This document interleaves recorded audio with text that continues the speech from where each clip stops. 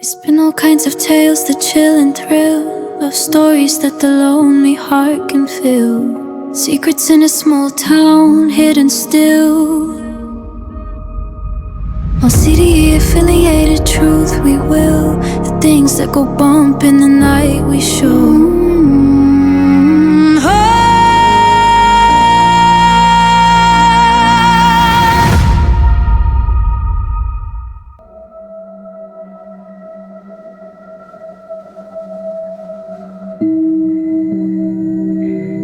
Greetings.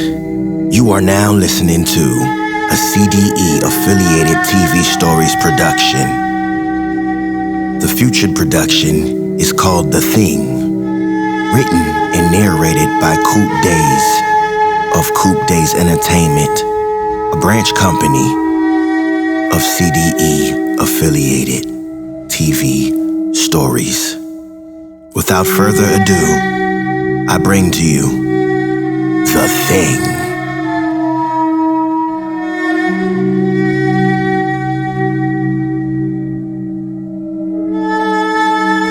Maybe not today, maybe not tomorrow, but eventually, the debt comes. Whether you believe in God, karma, fate, the universe, or something far darker, watching from places we don't understand, one truth remains: dirty deeds don't stay buried forever. Some people spend their whole lives escaping consequences, hiding behind money, power, status, lawyers, influence, thinking justice is something that only happens to everybody else. Ben Holloway was one of those people. Once a respected Hollywood screenwriter, Ben had become washed up, forgotten, desperate for one last hit script to force his way back into the room. No wife, no children, no real friends. And behind closed doors, a trail of coworkers carrying scars money helped silence. Allegations buried, careers destroyed, payoffs signed, truth smothered beneath expensive smiles, expensive attorneys. Every single time, Ben walked away untouched. Until now. Because this time, money can't save him. This time, he has to answer to The Thing. Ladies and gentlemen, I present to you The Thing.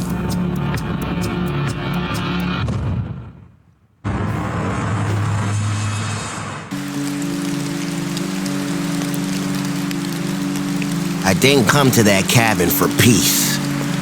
I came because Hollywood stopped answering my calls. My agent called it creative reset. I called it exile.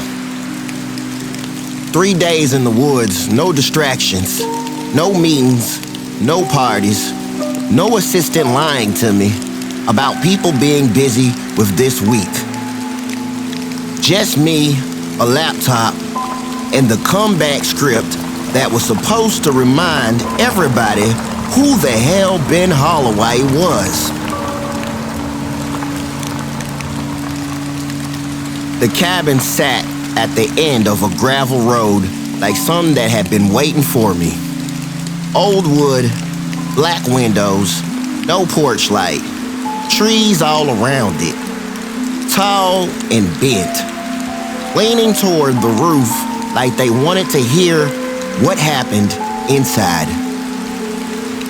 I stood there in the rain, suitcase in one hand, bottle in the other, and for 1 second, I thought I I heard somebody say my name. Not from the woods, not from the inside the cabin, from the inside of my head. I froze, looked around, nothing, just rain. I laughed it off because that's what men like me do when something scares us. We insult it in our head until it feels smaller. Inside smelled like dust, wet wood, and something old underneath. Something sour, like dirt after a funeral. I flipped the light switch. One bulb came on above the kitchen table, flickering like it wasn't sure if it wanted to live. There was a fireplace, a writing desk, a hallway leading to one bedroom and one bathroom. No upstairs, that part matters. There was no upstairs. I checked. I sat at the desk, opened my laptop, and stared at a blank page. The title blinked at me, Untitled Screenplay. Then I stopped. My fingers hovered over the keys. Nothing. Not one idea. That scared me more than the cabin. I had built my life off words. Lies, mostly good lies, marketable lies, lies with 3 acts and an awkward buzz. But lately, the words didn't come. The only thing that came was my memory. Faces I didn't want to think about. Voices I paid lawyers to make quiet. I took a drink, then another, then I typed again. I looked up. Hello? The cabin answered with silence. I stood, checked the windows, checked the door, checked the bathroom, even opened the closet like, damn, a child? Nothing. I sat back down. Exhaustion. I told myself, that's all. Too much pressure. Too much whiskey. Too much silence. Then the laptop cursor moved. By itself. One letter appeared. Then another. Then another. On the screen, it stated, you always start with a lie. I slammed the laptop shut so hard that the sound cracked through the cabin. No. That didn't happen. Couldn't have happened. I opened it again. Blank page, no words, no message, just I laughed. But it didn't sound like me. By midnight, I had convinced myself I imagined it. That's another gift men like me have. We can explain anything away if the truth makes us uncomfortable. I poured another drink, leaned back, and whispered to the empty room.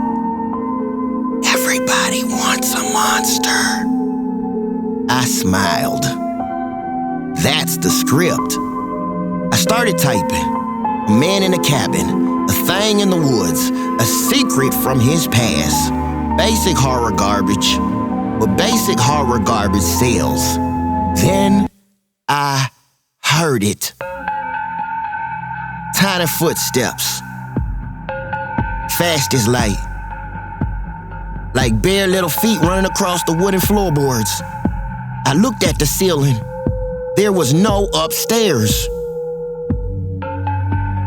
My body went cold. Who's there? Nothing. Then again, the tiny little feet. I grabbed the fireplace poker, and moved down the hallway. Bedroom empty, bathroom empty, closet empty. The whole cabin was empty. I came back to the desk. The laptop was open. I didn't open it. On the screen, a new line had appeared. On the screen, it said, "They know what you did." I backed away. No. The cursor blinked, then typed again on the screen. "So do I." A whisper inside my mind. I covered my ears. That made it worse because the voice wasn't outside. It was behind my thoughts, under them, like something had been living in my skull for years and finally decided to speak. The whisper said, "You remember Leah?" My stomach dropped. Leah? I hadn't said her name in years. Not out loud, not sober. She was an assistant on one of my old films. Smart, young, hungry, wanted to write. She trusted me. That was her mistake. That was handled.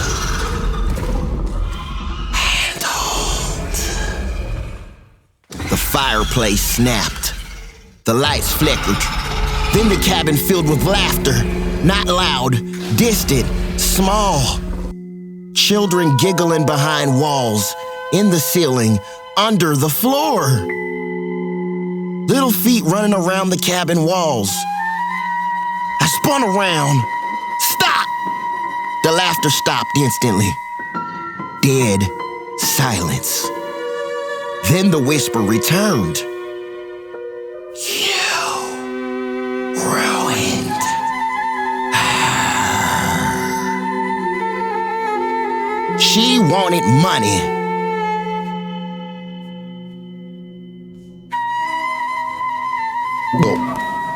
I swallowed. She wanted money. The laptop typed again.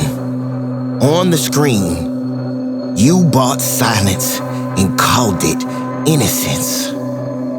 I grabbed the laptop and threw it across the room. It hit the wall, bounced off of the floor, and landed open. Still glowing. Still typing. On the screen, "Confess." I ran to the door. Locked. I unlocked it. Pulled. Nothing. It wouldn't move. I pulled harder. The wood groaned, but the door stayed shut like something on the other side held it closed. Then from behind me, tiny footsteps. In the hallway, just outside the bedroom door, were wet footprints. Small ones. Bare feet, a child's size. They walked away from the bedroom toward me. One by one, appearing on the floor as if something invisible was stepping closer. I lifted the poker. "Who are you?" The footprints stopped. A tiny laugh came from directly behind me. I turned fast. Nothing. Then the whisper said, "They bring me the guilty." I don't know how long I stayed awake after that. Time started bending. The clock read 1:17. Then 3:33, then 12:02, then back to 1:17. The rain hit the windows like fingers tapping glass. I kept seeing movement in the reflections, not one in front of me, never directly, only in the black window panes. a shape behind me. Tall, hair hanging in strings, red eyes low in the dark. But when I turned, nothing. My phone had no signal. Of course it didn't.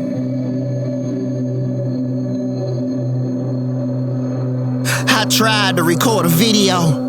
The screen froze. Then my own face distorted on camera. My mouth stretched into a smile I wasn't making. And my recorded voice whispered, "I only come for bad people." I dropped the phone. "No," the whisper answered.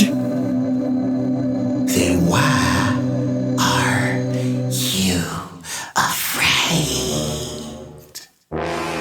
That line split something open in me because I was afraid.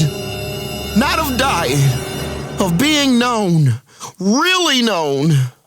Without lawyers, without money, without publicists, without carefully worded apologies, without phrases like misunderstanding and mutual agreement. The cabin knew the truth. And worse, so did I.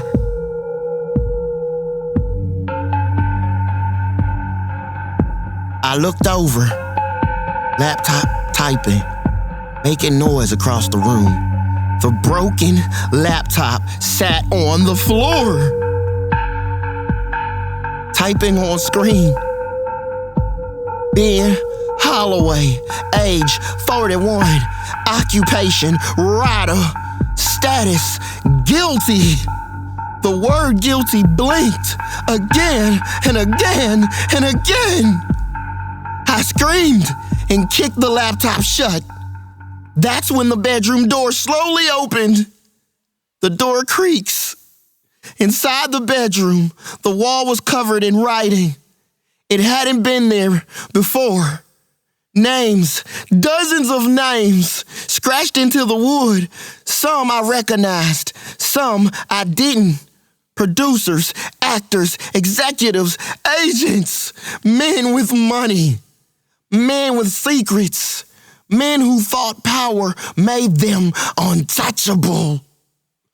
At the center of the wall, carved deeper than the rest, were 3 words. It takes what's owed. Underneath, my name, Ben Holloway, but it wasn't scratched once. It was scratched over and over and over, like someone had been practicing. I didn't kill anybody. No. The lights went out. The fireplace died. The whole cabin became black.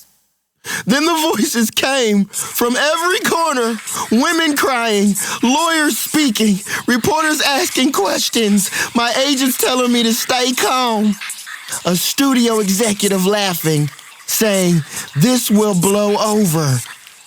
Leah's voice cut through them all. Leah, distant memory voice. I covered my face. Stop! Said nobody would believe me. Stop! You said you could end my career. Then all of a sudden, the voices became laughter. Tiny laughter, wrong laughter, like something pretending to be children.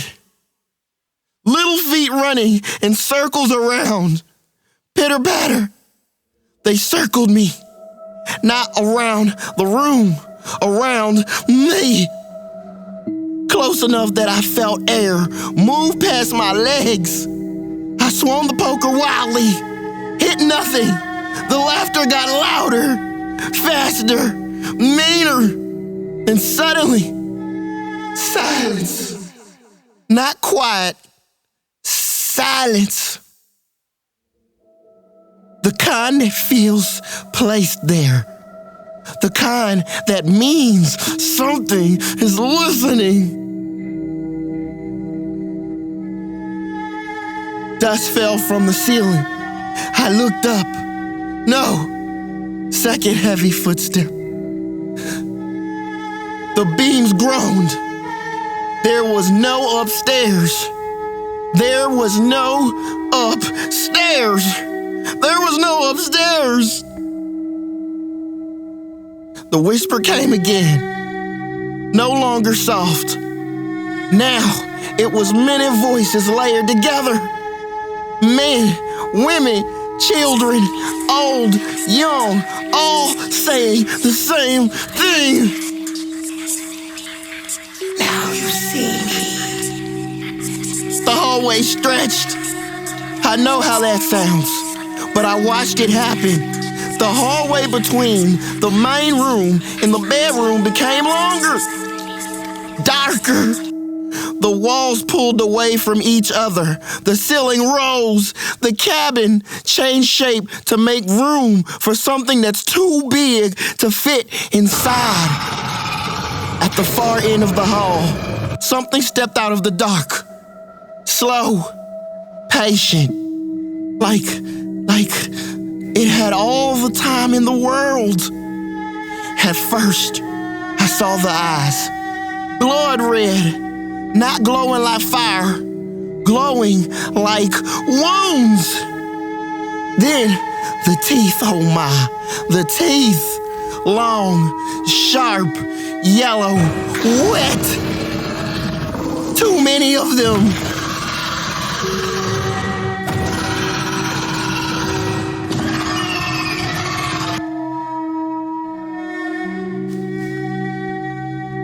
The mouth opened. Wider than any mouth should. Open, black strings of ooze stretching between the jaws. Its head was almost bald in patches, but long, greasy hair hung from the sides and back in thick, tangled ropes. Where the hair was missing, the flesh underneath was rotten looking. Split raw like old meat.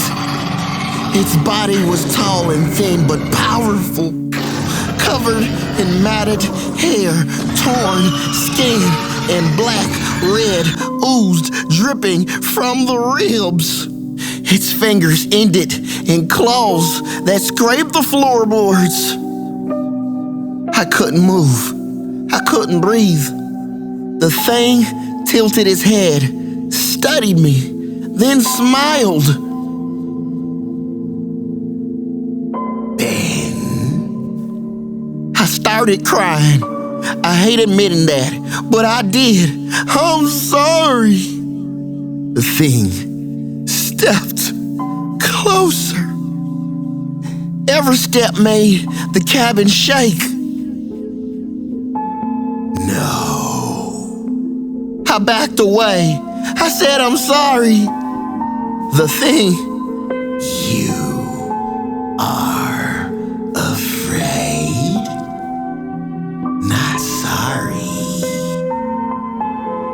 The little feet started again behind it, dozens of them, running through the dark hallway, laughing, hiding behind its legs. I couldn't see the bodies, only movement, tiny shadows. Small wet footprints. Appearing and vanishing, the thing leaned down until its face filled the hallway. Its breath smelled like dirt, blood, and smoke. The thing, say her name. I shook my head. Please. The thing, say her name. My throat locked. Then the laptop across the room opened by itself. The screen glowed bright white. A document appeared. title, Confession. The cursor blinked.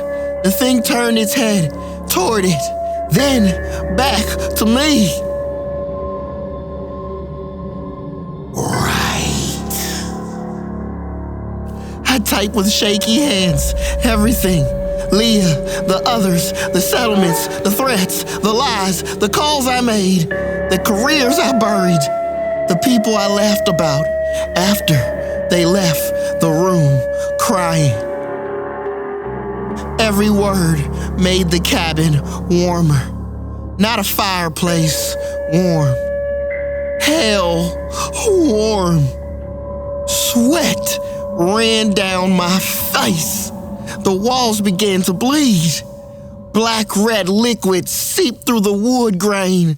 The little lass whispered from every corner. Laughing voices. He remembers, he remembers, he remembers. I typed faster. At the bottom of the page I wrote, I did all of it. The cabin went still. The thing stood behind me. I could see its reflection in the laptop screen. Huge, bent over me, smiling. I whispered, I confessed. The thing said, no. Its claws touched my shoulder, cold at first, then burning. The thing, you regret. You did not repay. I screamed as its claws sank in. The floorboards beneath my chair split open, not into dirt, not into basement, into darkness, deep, red, endless. Heat blasted up from below. I grabbed the desk. The thing pulled. I held on until my fingernails tore against the wood. No, please, I confessed. The thing dragged me backwards. My chair flipped. My laptop stayed on the desk, still recording every keystroke. I saw the ceiling above me, the bleeding walls, the little wet footprints dancing around the hole in the floor. The thing lowered its face close to mine. The thing, everybody answers. Its mouth open. Inside wasn't a throat. It was a tunnel. Flames, screaming, faces, hands reaching up from somewhere far beneath the world. The thing dragged me into the dark. I screamed until the cabin swallowed my voice. Then, nothing.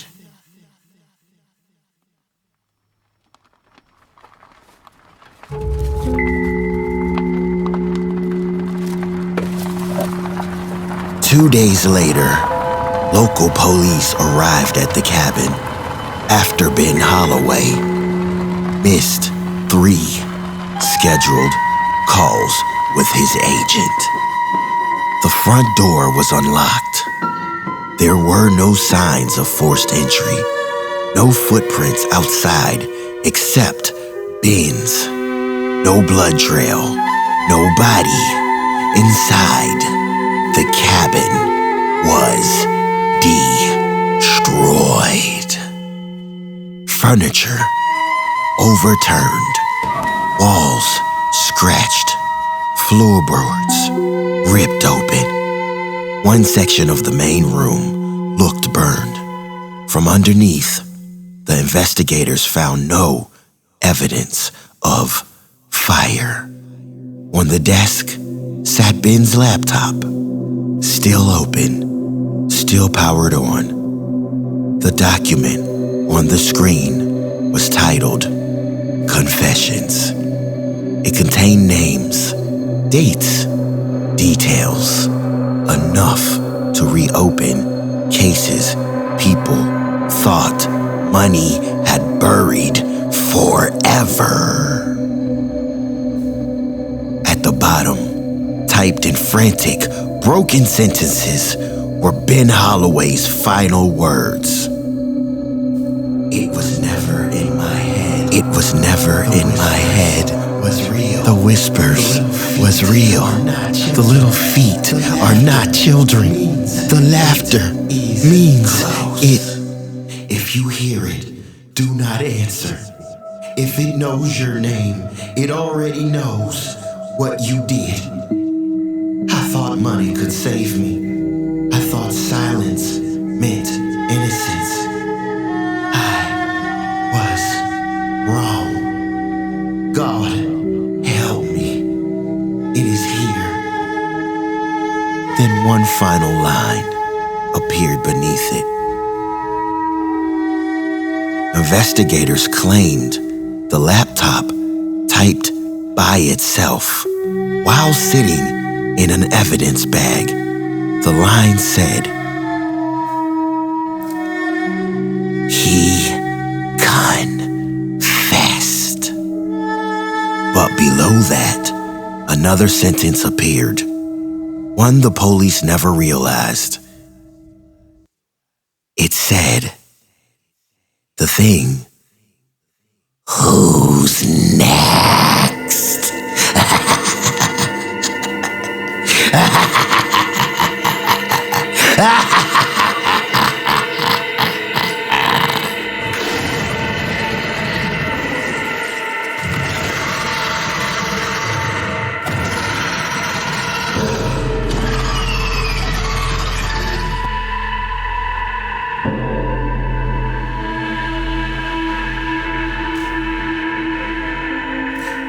You have just listened to The Thing, narrated by Coop Days.